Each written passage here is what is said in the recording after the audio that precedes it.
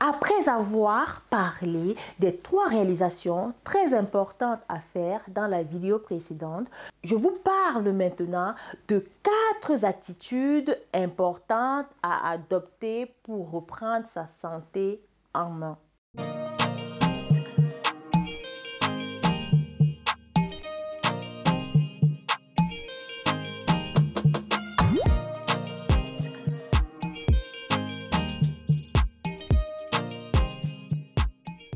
Bonjour à toi, moi c'est Thérence, ta conseillère en plantes médicinales africaines. Ici, je te propose des remèdes africains pour prendre soin de toi. Si tu aimes des vidéos sur les plantes, alors 2 choses à faire. La première, abonne-toi à ma chaîne, puis active la cloche de notification afin d'être informé lorsque je poste une nouvelle vidéo. Comme première attitude, il est très important d'avoir l'envie de tout remettre en question. De faire table rase, on va faire le point sur sa vie d'une manière globale. Parfois, je rencontre des personnes qui me disent « j'ai tel problème, j'aimerais utiliser les plantes pour m'aider, mais je ne suis pas prêt à changer mon alimentation. » D'autres vont dire « ok pour les plantes et l'alimentation, mais je ne suis pas prêt à ralentir mon activité. » Et ça, c'est juste l'aspect physique. Il y a une énorme remise en question à faire aussi d'un point de vue mental et émotionnel. Est-ce que je suis à l'endroit où j'aimerais être dans ma vie? Est-ce que je suis en train de réaliser des projets importants pour moi? Est-ce que je suis heureux? Et si la réponse est non, pourquoi? Si vous n'êtes pas prêt à tout remettre en question, c'est un choix. Et comme je vous ai dit, je ne suis pas là pour vous juger, je suis là pour partager. Je n'ai moi-même pas toujours fait des choix judicieux dans ma vie, mais les améliorations de santé se feront en conséquence. Donc, mon conseil est le suivant.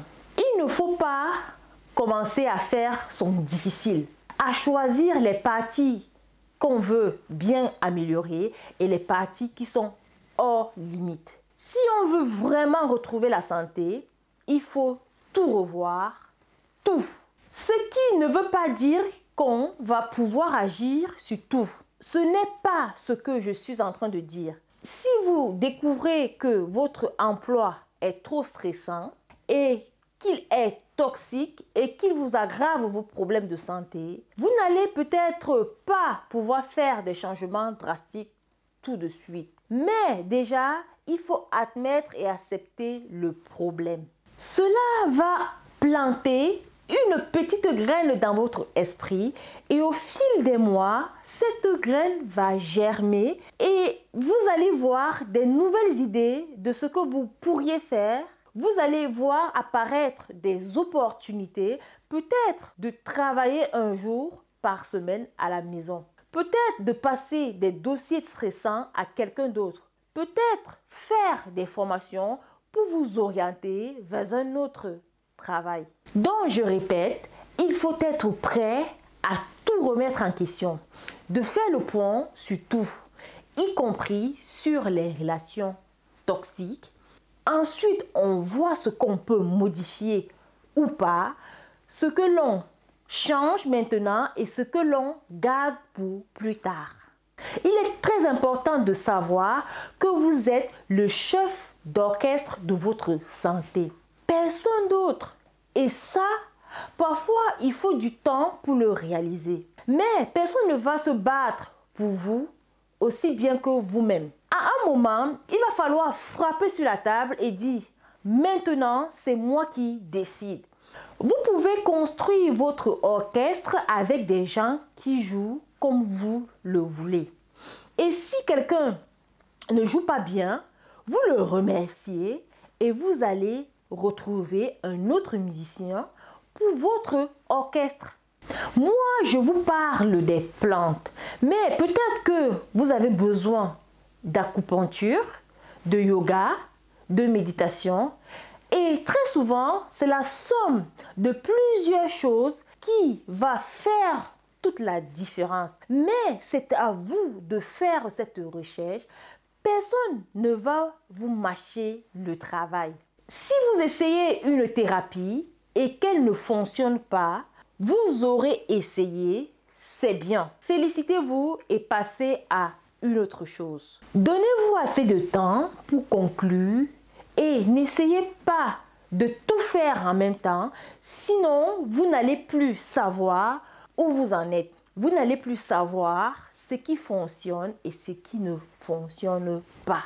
Autre point, les gens qui ne sont pas dans votre corps ou dans votre tête vont avoir plein de bons conseils pour vous.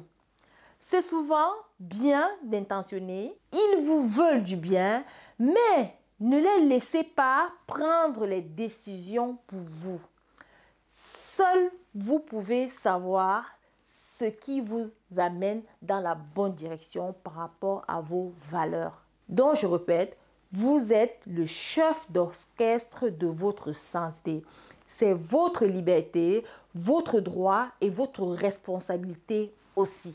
Il est très important d'adopter une vision positive sur l'avenir. Et ça, je sais que c'est très compliqué, en particulier lorsqu'on a une maladie grave.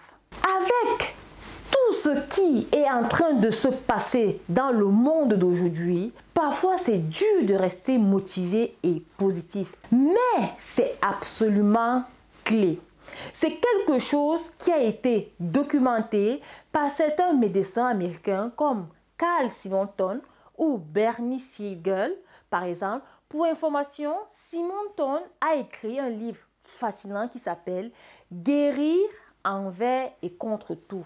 Si vous n'avez jamais lu ce livre, lisez-le. Il est fabuleux.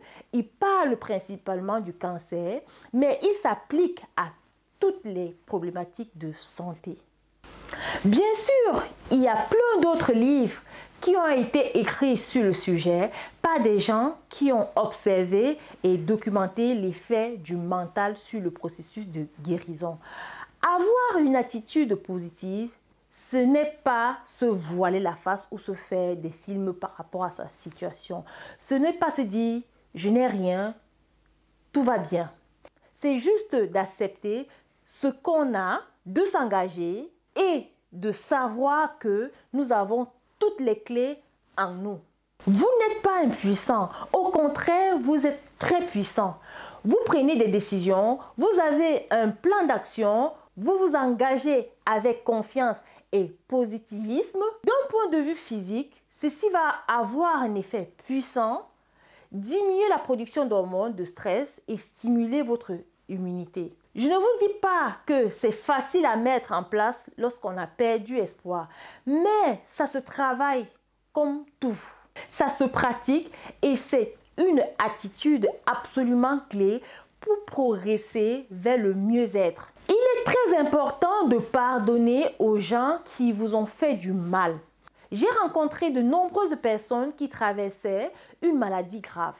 Ces personnes étaient fâchées avec un frère, une sœur, un parent, un ami proche. Ils avaient une colère, parfois une haine qui les rongeait. Certaines de ces personnes ont décidé de prendre le téléphone ou d'envoyer l'email qui était resté bloqué, comme un brouillon pendant des années. Elles vont faire le premier pas, elles vont se donner la possibilité de pardonner et au final, elles ressentent un grand bonheur, un soulagement, une libération.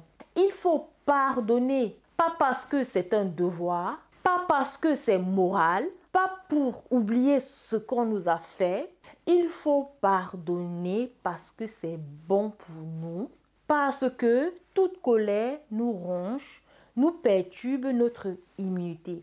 Cette immunité qui est la fondation du processus de guérison.